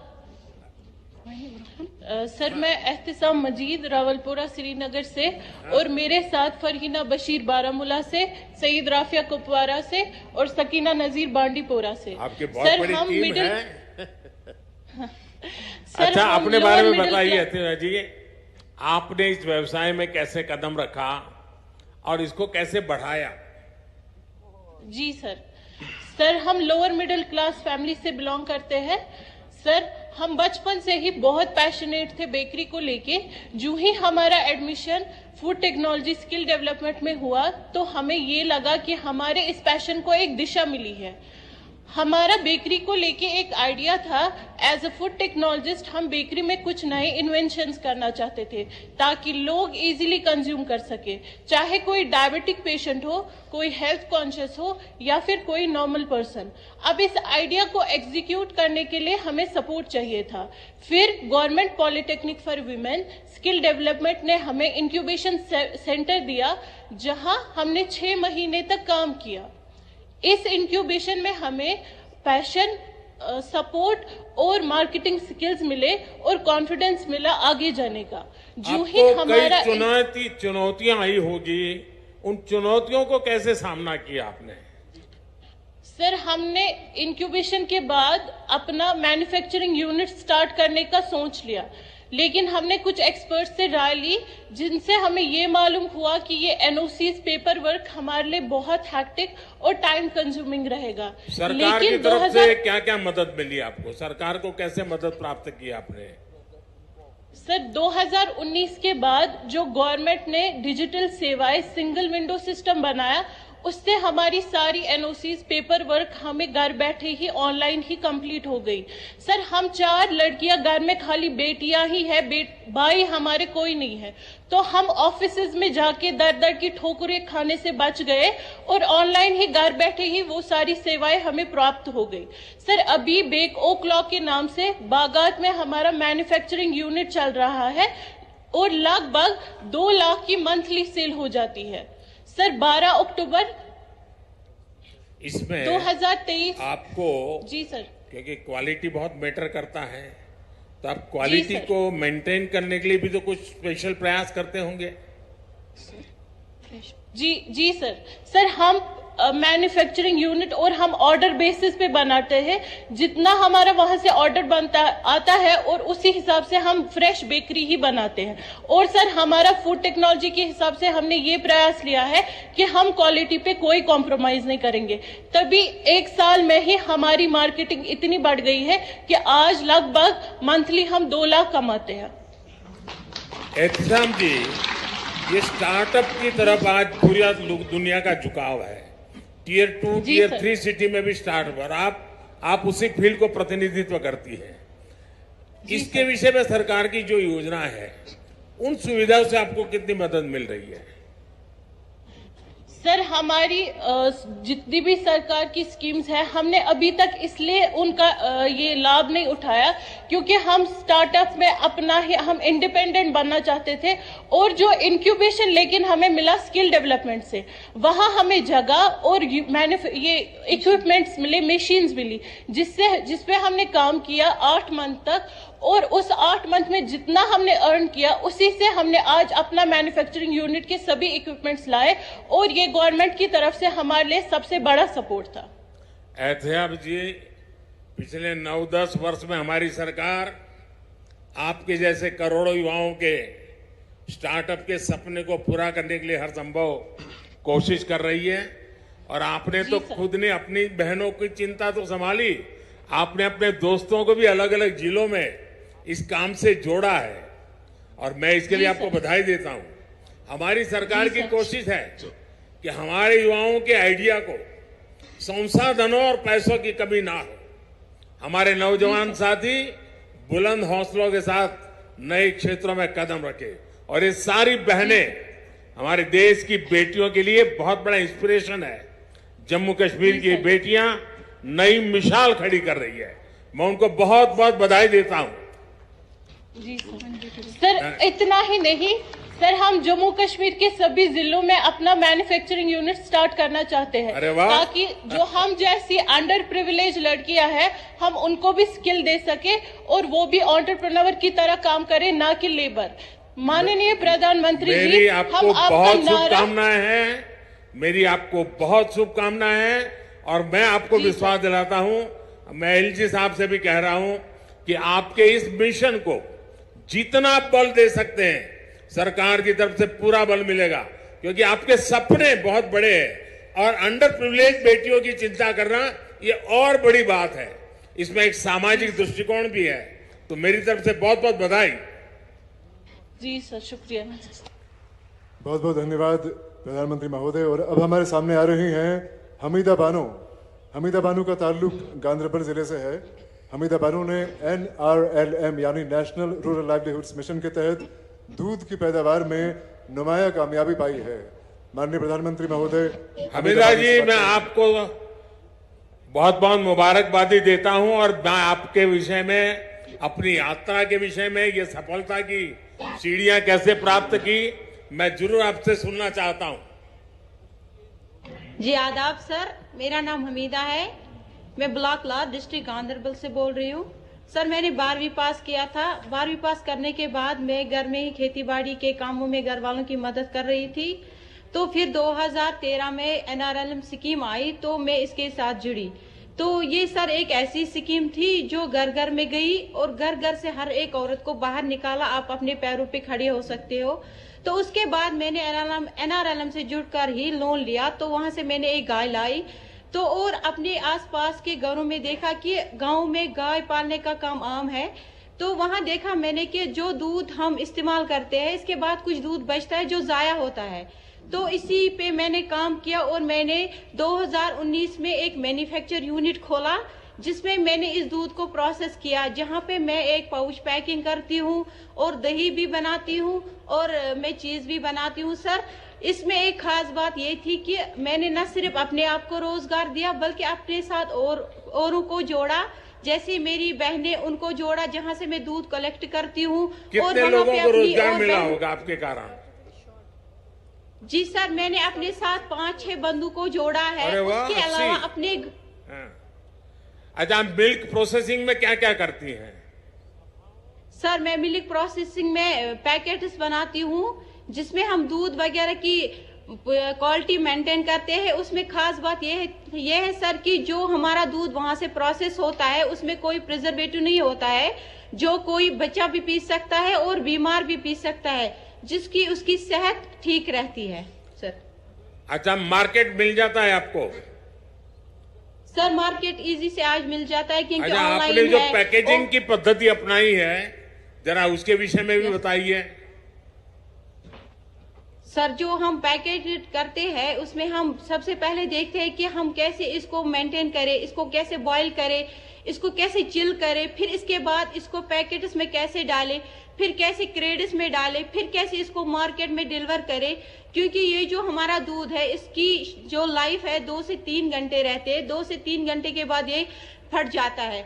तो इस दौरान हम देखते हैं कि क्वालिटी बराबर मेंटेन रहनी चाहिए। उसमें हमें बहुत सारे इश्यूज आए क्योंकि मार्केट में बहुत सारा दूध अवेलेबल है जो प्रिजर्वेटिव है, जिसको 2 दिन भी निकलते हैं, 1 दिन भी निकलता है। तो पहले बहुत सारी प्रॉब्लम्स आए, लेकिन जैसे ही दुकानदारों ने समझा, लोगों ने ये दूध इस्तेमाल किया तो उनको पता चला कि सही क्वालिटी क्या है, इससे हमें क्या फायदा है। हमीदा जी, आप इतना बड़ा काम कर रही हैं और इसके साथ साथ आप पोषण का भी काम कर रही हो। भारत सरकार का पोषण का बड़ा अभियान है।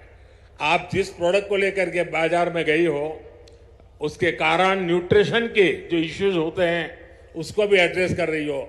आप एनवायरनमेंट की भी चिंता कर रही हो और आप वैल्यू एडिशन भी कर रही हो। एक साथ आप अनेक काम कर रही हो। मैं आपको और आपकी पूरी टीम को बहुत बहुत बधाई देता हूं और मैं आज आप सबसे मुझे बात करने का मौका मिला, मैं आप सबका बहुत आभारी हूं और मैं समझता हूं आगे का कार्यक्रम आप बताइए। अब मुझे क्या करना है? सब हम बड़े खुलूस, बड़े अदब और बड़ी विनम्रता से आपसे गुजारिश करते हैं कि आप हमें अपने विचारों, अपनी भावनाओं और अपने शब्दों का आशीर्वाद दें। माननीय प्रधानमंत्री श्री नरेंद्र जी मोदी।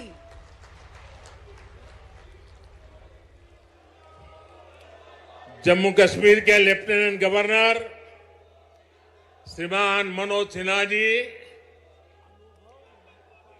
केंद्रीय मंत्रिमंडल के मेरे सहयोगी डॉक्टर जितेंद्र सिंह जी, संसद में मेरे साथी, इसी धरती के संतान गुलाम अली जी और जम्मू कश्मीर के मेरे प्यारे भाई और बहनों, धरती के स्वर्ग पर आने का ये एहसास, ये अनुभूति शब्दों से परे है। प्रकृति का ये अनुपम स्वरूप, ये हवा, ये वादियां, ये वातावरण और उसके साथ आप कश्मीरी भाई बहनों का इतना सारा प्यार। और मुझे बता रहे थे गवर्नर साहब के स्टेडियम के बाहर भी जम्मू कश्मीर के सभी लोग मौजूद हैं। 285 ब्लॉकों से भी करीब 1 लाख लोग टेक्नोलॉजी के जरिए जुड़े हुए हैं। मैं जम्मू कश्मीर की आवाम का आज हृदय से अभिनंदन करता हूं। ये वो नया जम्मू कश्मीर है जिसका इंतजार हम सभी को कई दशकों से था। ये वो नया जम्मू कश्मीर है जिसके लिए डॉक्टर श्यामा प्रसाद मुखर्जी ने बलिदान दिया था। इस नए जम्मू कश्मीर की आंखों में भविष्य की चमक है। इस नए जम्मू कश्मीर के इरादों में चुनौतियों को पार करने का हौसला है। आपके इन मुस्कुराते चेहरे देश देख रहा है और आज 140 करोड़ देशवासी सुकून महसूस कर रहे हैं। साथियों, अभी मनोज सिन्हा जी का भाषण हम सब ने सुना। उन्होंने इतनी बढ़िया तरीके से बातों को रखा, विकास की बातों को इतने विस्तार से समझाया। शायद उनके भाषण के बाद किसी के भाषण की जरूरत नहीं थी, लेकिन आपका प्यार, आपकी इतनी बड़ी तादाद में आना, लाखों लोगों का जुड़ना, आपके इस प्यार से मैं जितना खुश हूं उतना ही कृतज्ञ भी हूं। मोदी प्यार के इस कर्ज को चुकाने में कोई कोर कसर नहीं छोड़ेगा। और मैं 2014 के बाद जब भी आया मैंने यही कहा, मैं ये मेहनत आपका दिल जीतने के लिए कर रहा हूं और मैं दिनों दिन देख रहा हूं कि मैं आपका दिल जीतने की दिशा में सही दिशा में जा रहा हूं। आपका दिल मैं जीत पाया हूं और ज्यादा जीतने की कोशिश मेरी जारी रहेगी। और ये मोदी की गारंटी है, मोदी सूझ गारंटी। और आप जानते हैं मोदी की गारंटी यानी गारंटी पूरा होने की गारंटी। साथियों, अभी कुछ समय पहले ही मैं जम्मू आया था। वहां मैंने 32,000 करोड़ 32,000 करोड़ रुपए के इंफ्रास्ट्रक्चर और एजुकेशन से जुड़े प्रोजेक्ट का शुभारंभ किया था। और आज इतने कम अंतराल में ही आप सबके बीच मुझे श्रीनगर आने करके आप सबसे मिलने का अवसर मिला है। आज मुझे यहां टूरिज्म और विकास से जुड़ी कई परियोजनाओं के शिलान्यास और लोकार्पण का सौभाग्य मिला है। किसानों के लिए कृषि क्षेत्र से जुड़ी योजना भी समर्पित की गई है। 1000 युवाओं को सरकारी नौकरी के नियुक्ति पत्र भी दिए गए हैं। विकास की शक्ति, पर्यटन की संभावनाएं, किसानों का सामर्थ्य और जम्मू कश्मीर के युवाओं का नेतृत्व, विकसित जम्मू कश्मीर के निर्माण का रास्ता यहीं से निकलने वाला है। जम्मू कश्मीर केवल एक क्षेत्र नहीं है। ये जम्मू कश्मीर भारत का मस्तक है और ऊंचा उठा मस्तक ही विकास और सम्मान का प्रतीक होता है। इसलिए विकसित जम्मू कश्मीर विकसित भारत की प्राथमिकता है। साथियों, एक जमाना था जब देश में जो कानून लागू होते थे वो जम्मू कश्मीर में नहीं लागू हो पाते थे। एक जमाना था जब गरीब कल्याण की योजनाएं पूरे देश में लागू होती थी, लेकिन जम्मू कश्मीर के मेरे भाई बहन उनका लाभ उनको नहीं मिलता था। और अब देखिए वक्त ने कैसे करवट बदली है। आज यहां श्रीनगर से आपके साथ ही पूरे भारत के लिए भी योजनाओं का आरंभ हुआ है। आज श्रीनगर जम्मू कश्मीर ही नहीं पूरे देश के लिए पर्यटन की नई पहल कर रहा है। इसलिए जम्मू कश्मीर के अलावा देश के 50 से ज्यादा और शहरों से भी हमारे साथ लोग अभी जुड़े हुए हैं। देश भी आज श्रीनगर से जुड़ा हुआ है। आज यहां से स्वदेश दर्शन योजना के तहत 6 परियोजनाएं देश को समर्पित की गई है। इसके अलावा स्वदेश दर्शन स्कीम के अगले चरण का भी शुभारंभ हुआ है। इसके तहत भी जम्मू कश्मीर समेत देश के अन्य स्थानों के लिए करीब 30 परियोजनाओं की शुरुआत की गई है। आज प्रसाद योजना के तहत 3 परियोजनाओं का लोकार्पण हुआ है। 14 और परियोजनाओं को भी लॉन्च किया गया है। पवित्र हजरतबल दरगाह में लोगों की सहूलियत के लिए जो विकास कार्य हो रहे थे वो भी पूरे हो चुके हैं। सरकार ने 40 से ज्यादा ऐसी जगहों की पहचान भी की है जिन्हें अगले 2 वर्ष में टूरिस्ट डेस्टिनेशन के तौर पर विकसित किया जाएगा। आज देखो अपना देश पीपल्स चॉइस अभियान भी लॉन्च किया गया है। इससे एक बहुत बड़ा अनूठा अभियान है। देश के लोग ऑनलाइन जाकर के बताएंगे कि ये देखने जैसी जगह है और उसमें जो टॉप पर आएंगे उनके लिए सरकार पसंदीदा लोगों की चॉइस वाला स्थान के रूप में उसका पर्यटन स्थल के रूप में विकास करेगी। ये जन भागीदारी से निर्णय होगा। आज से प्रवासी भारतीयों को जो दुनिया में रहते हैं ना, क्योंकि मेरा उनसे आग्रह है कि आप डॉलर पाउंड लाओ या न लाओ, लेकिन कम से कम 5 परिवार जो बिन भारतीय हैं उनको हिंदुस्तान देखने के लिए भेजो। और इसलिए आज प्रवासी भारतीयों को भारत आने के लिए प्रोत्साहित करना, उनके दोस्तों को प्रोत्साहित करना, और इसलिए चलो इंडिया अभियान शुरू हो रहा है। इस अभियान के तहत चलो इंडिया वेबसाइट के द्वारा दूसरे देशों में रहने वाले लोगों को भारत आने के लिए प्रेरित किया जाएगा। इन योजनाओं और अभियानों का बहुत बड़ा लाभ जम्मू कश्मीर के आप लोगों को मिलना ही मिलना है।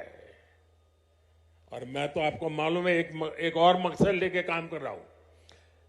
मैं जो भी टूरिस्ट इंडिया के भी निकलते हैं ना, उनको कहता हूं आप जाइए, लेकिन एक काम मेरा भी करिए। और मेरा क्या काम है?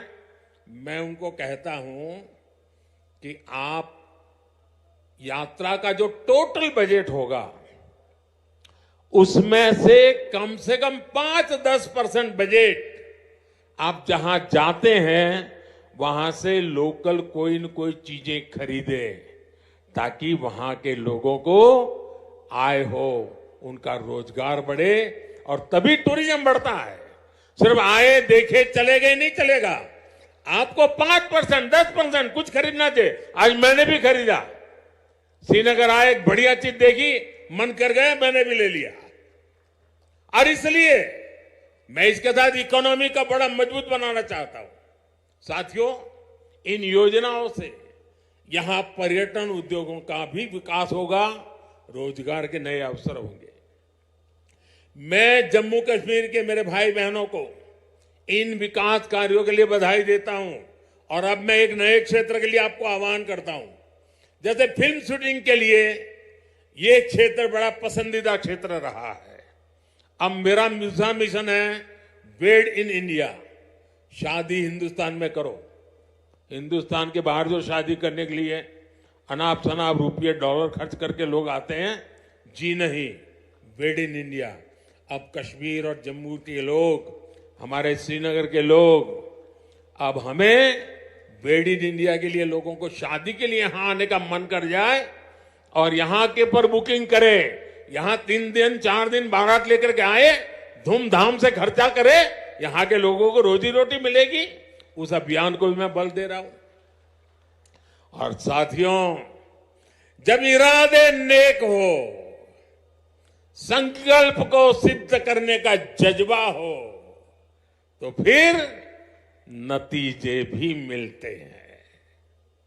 पूरी दुनिया ने देखा कि कैसे यहां जम्मू कश्मीर में G20 का शानदार आयोजन हुआ। कभी लोग कहते थे जम्मू कश्मीर में कौन पर्यटन के लिए जाएगा। आज यहां जम्मू कश्मीर में पर्यटन के सारे रिकॉर्ड टूट रहे हैं।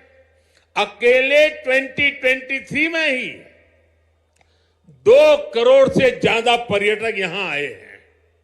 पिछले 10 वर्षों में अमरनाथ यात्रा में सबसे ज्यादा यात्री शामिल हुए। वैष्णो देवी में श्रद्धालु रिकॉर्ड संख्या में दर्शन कर रहे हैं। विदेशी टूरिस्टों की संख्या भी पहले से 2.5 गुना बढ़ी है। अब बड़े बड़े स्टार भी, सेलिब्रिटी भी, विदेशी मेहमान भी कश्मीर में आए बिना जाते नहीं हैं। वादियों में घूमने आते हैं, यहां वीडियो बनाते हैं, रील बनाते हैं और वायरल हो रही है।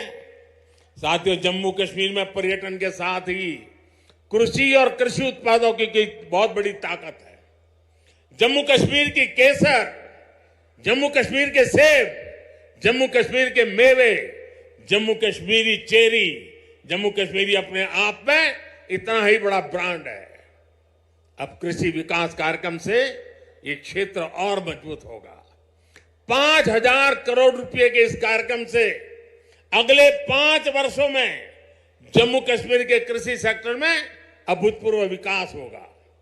विशेष तौर पर बागवानी और पशुधन के विकास में बहुत मदद मिलेगी। और अभी बहन हमीदा से जब मैं बात कर रहा था, पशुपालन को कैसी ताकत मिलने वाली है, ये बहन हमीदा से हम सीख सकते हैं। इससे रोजगार के भी हजारों नए अवसर तैयार होंगे। यहां किसानों के खातों में भारत सरकार ने करीब 3,000 करोड़ रुपए किसान सम्मान निधि के तौर पर सीधे भेजे हैं। फलों और सब्जियों को ज्यादा समय तक सुरक्षित रखने के लिए जम्मू कश्मीर में स्टोरेज क्षमता भी काफी बढ़ाई गई है। कुछ दिन पहले ही दुनिया की सबसे बड़ी भंडारण स्कीम शुरू की गई है। इसके तहत जम्मू कश्मीर में भी अनेकों नए गोदाम बनाएंगे। साथियों, जम्मू कश्मीर आज तेज रफ्तार से विकास के मार्ग पर आगे बढ़ रहा है। यहां के लोगों को एक नहीं बल्कि 2 एम्स की सुविधा मिलने जा रही है। एम्स जम्मू का उद्घाटन हो चुका है और एम्स कश्मीर पर तेजी से काम चल रहा है। 7 नए मेडिकल कॉलेज, 2 बड़े कैंसर अस्पताल स्थापित किए गए हैं। IIT और IIM जैसे आधुनिक शिक्षा संस्थान भी बने हैं। जम्मू कश्मीर में 2 वंदे भारत ट्रेनें भी चल रही है। श्रीनगर से संगलदान और संगलदान से बारामूला के लिए ट्रेन सेवा शुरू हो चुकी है। कनेक्टिविटी के विस्तार से जम्मू कश्मीर में आर्थिक गतिविधियां तेज हुई है। जम्मू और श्रीनगर को स्मार्ट सिटी बनाने के लिए इंफ्रास्ट्रक्चर के नए प्रोजेक्ट भी लाए जा रहे हैं। आप देखिएगा, आने वाले समय में जम्मू कश्मीर की सक्सेस स्टोरी पूरी दुनिया के लिए एक बहुत बड़ा आकर्षण का केंद्र बनेगा। और आपने जरूर देखा होगा, रेडियो पर सुना होगा, मैं अपने मन की बात कार्यक्रम में जम्मू कश्मीर की उपलब्धियों के बारे में हर बार मौका ले लेता हूं कुछ न कुछ कहने का। यहां साफ सफाई के अभियान, यहां का हस्तशिल्प, यहां की कारीगरी, इन पर मैं मन की बात में लगातार बात करता हूं। एक बार मैंने नदरू के बारे में, कमल ककड़ी के बारे में मन की बात में बहुत विस्तार से बताया था। यहां की झीलों में जगह जगह कमल देखने को मिलते हैं। 50 साल पहले बने जम्मू कश्मीर क्रिकेट एसोसिएशन के लोगों में भी कमल है। ये सुखद संयोग है या कुदरत का कोई इशारा कि बीजेपी का चिन्ह भी कमल है और कमल के साथ तो जम्मू कश्मीर का गहरा नाता है। साथियों, जम्मू कश्मीर के युवाओं को हर क्षेत्र में आगे बढ़ाने के लिए हमारी सरकार लगातार काम कर रही है। युवाओं के स्किल डेवलपमेंट से लेकर स्पोर्ट्स तक में नए अवसर बनाए जा रहे हैं। आज जम्मू कश्मीर के हर जिले में आधुनिक खेल सुविधाएं बनाई जा रही है। 17 जिलों में मल्टीपर्पज इंडोर स्पोर्ट्स हॉल बनाए गए हैं। बीते वर्षों में जम्मू कश्मीर ने अनेकों नेशनल स्पोर्ट्स टूर्नामेंट में मेजबानी की है। अब जम्मू कश्मीर देश की शीतकालीन खेल विंटर गेम्स एक राजधानी विंटर स्पोर्ट्स कैपिटल के रूप में ये मेरा जम्मू कश्मीर उभर रहा है। हाल ही में हुए खेलो इंडिया विंटर गेम्स में करीब 1000 खिलाड़ी देश भर से आए, उन्होंने हिस्सा लिया। साथियों, आज जम्मू कश्मीर विकास की नई ऊंचाइयों को छू रहा है, क्योंकि जम्मू कश्मीर आज खुल करके सांस ले रहा है। बंदिशों से ये आजादी आर्टिकल 370 हटने के बाद आई है। दशकों तक सियासी फायदे के लिए कांग्रेस और उसके साथियों ने 370 के नाम पर जम्मू कश्मीर के लोगों को गुमराह किया, देश को गुमराह किया। 370 से फायदा जम्मू कश्मीर को था या कुछ राजनीतिक परिवार वही इसका लाभ उठा रहे थे? जम्मू कश्मीर की आवाम ये सच्चाई जान चुकी है कि उनको गुमराह किया गया था। कुछ परिवारों के फायदे के लिए जम्मू कश्मीर को जंजीरों में जकड़ दिया गया था। आज 370 नहीं है, इसलिए जम्मू कश्मीर के युवाओं की प्रतिभा का पूरा सम्मान हो रहा है, उन्हें नए अवसर मिल रहे हैं। आज यहां सबके लिए समान अधिकार भी है, समान अवसर भी है। पाकिस्तान से आए शरणार्थी, हमारे वाल्मीकि समुदाय के भाई बहन, हमारे सफाई कर्मचारी भाई बहन, इनको वोट देने का अधिकार 70 साल तक नहीं मिला, वो अब मिला है। वाल्मीकि समुदाय को एससी कैटेगरी का लाभ मिलने की वर्षों पुरानी मांग पूरी हुई है। अनुसूचित जनजातियों के लिए विधानसभा में सीटें आरक्षित हुई है। पद्दारी जनजाति, पहाड़ीय जातीय समूह, गड्ढा ब्राह्मण और कोली समुदाय को अनुसूचित जनजाति में शामिल किया गया है। हमारी सरकार में पंचायत, नगरपालिका और नगर निगम में अन्य पिछड़ा वर्ग को आरक्षण दिया गया। परिवारवादी पार्टियों ने जम्मू कश्मीर के लोगों को दशकों तक इन अधिकारों से वंचित रखा। आज हर वर्ग को उनके अधिकार लौटाए जा रहे हैं। साथियों, जम्मू कश्मीर में परिवारवाद और भ्रष्टाचार का एक बहुत बड़ी भुक्तभोगी रही है हमारी जे.एंड.के बैंक।